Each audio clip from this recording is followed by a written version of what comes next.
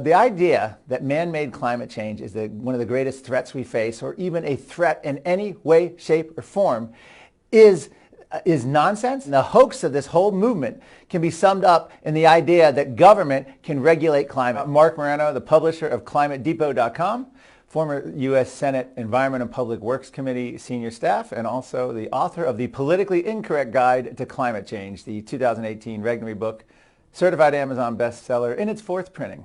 The 2020 Democratic Party is now all in on the litmus test of climate change. And they are going to make it their prominent issue because it's going to be pleases their base, and it gives them sort of the best of all of their philosophical worlds. They get to warn of impending doom. They get to come up with a solution that would have no impact even if we faced doom, but they get to come up with all sorts of tax and regulatory schemes in order to save the climate. If we actually faced a climate catastrophe and we had to rely on the U.S. government, the EPA, or the United Nations to save us, we would all be doomed because nothing they've proposed, using their own figures, if you believe their science, would have any impact on the climate. This is one of the big myths. The idea is that first of all, we're in the hottest era, the hottest year, the hottest decade. In my book, I interview a European scientist who actually says you wouldn't even notice the temperature increase over the past 100 years globally if we didn't have modern instrumentation. But they like to hype it as the hottest year and we must act. Senator Sanders absolutely has it diametrically opposed to reality. It is one of the greatest feats that we were able to elect a president who for the first time is standing up to the man-made climate change narrative and actually looking at government policy on a cost-benefit analysis.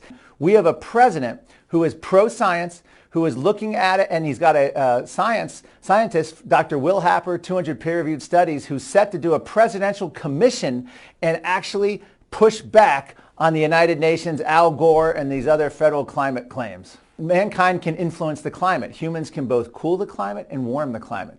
But carbon dioxide emissions are but one of hundreds of factors that control and influence our climate. And we also have this issue of hypocrisy that sort of cuts into the message of climate activists. From Leonardo DiCaprio flying 8,000 miles to pick up an environmental award, to Harrison Ford, the big climate activist who has admitted he's flown up the coast in his private plane to pick up a cheeseburger before.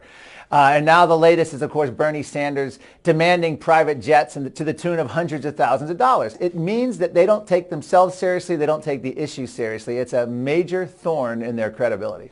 The idea that all scientists agree, or 97% of scientists have spoken, and therefore, climate deniers should be silenced because all scientists agree, that has been around for decades now. The figure 97%, one of the key studies they came up with to justify this, was literally not even 97 scientists. People are shocked when I tell them this. I go through the whole detail in the book. It was 77 anonymous scientists from a study that started with over 10,000. They tortured the data to get down to 77 scientists, and there were two questions about, is the Earth warming? Did humans contribute, essentially? And because of that, 75 out of 77 answered yes, and that's where they got the mythical 97% of scientists. This idea of a 97% is one of the biggest cons and misunderstood concepts of the climate debate, but it was actually engineered to shut down debate. So this is all a mass exercise in futility, but what it's designed to do is use climate as the latest environmental scare to seek the same solutions, which is central planning, wealth redistribution, and global governance. That is the real climate change agenda.